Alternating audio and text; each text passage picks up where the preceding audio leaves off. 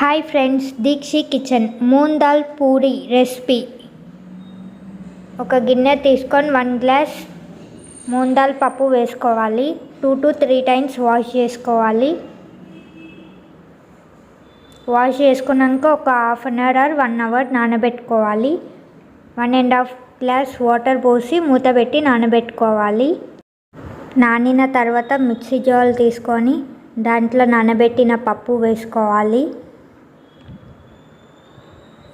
మీ దగ్గర అల్లం ముక్కలు ఉంటే అల్లం వేసుకోండి, లేదా పేస్ట్ వేసుకోండి.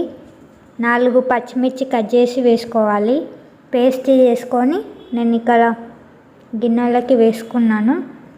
1.5 టేబుల్ స్పూన్ కారం వేసాను. 1/2 టేబుల్ స్పూన్ సాల్ట్, ధనియాల పొడి 1 టేబుల్ స్పూన్, జీలకర్ర 1 టేబుల్ స్పూన్, ఉప్మా రవ్వ వేసుకోవాలి. సూజీ కూడా అంటారు, బొంబాయి రవ్వ కూడా అంటారు. వేసుకొని కలుపుకోవాలి. కసూరి మెంతి వేసుకోవాలి.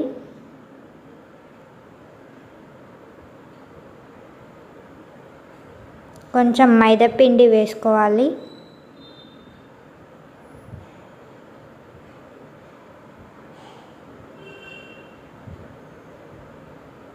కొన్ని వాటర్ పోసుకొని పిండి ముద్దలా కలుపుకోవాలి. చిన్న చపాతీ ముద్దల్లా రౌండ్గా చేసుకోవాలి. చపాతీ ముద్దల్లా చేసుకొని పక్కకు పెట్టుకోవాలి. ఇప్పుడు మనం రొట్టెలు చేసే పీటే తీసుకొని దాని మీద కొంచెం పిండి చల్లుకొని మనం చపాతీలా రోల్ చేసుకోవాలి. ఇది ఒక మెథడ్. ఈ మెథడ్లో మీకు రాకపోతే, రౌండ్ షేప్ రాదు అని అనుకుంటే డీప్ ఫ్రైకి సరిపోయే ఆయిల్ పోసుకొని ఇక్కడ మనం గారెలు చేసే పీట ఉంటుంది కదా, ఆ పీట మీద అయినా ప్లేస్ చేసుకోవచ్చు. రౌండ్ షేప్ కరెక్ట్ షేప్ వస్తుందండి.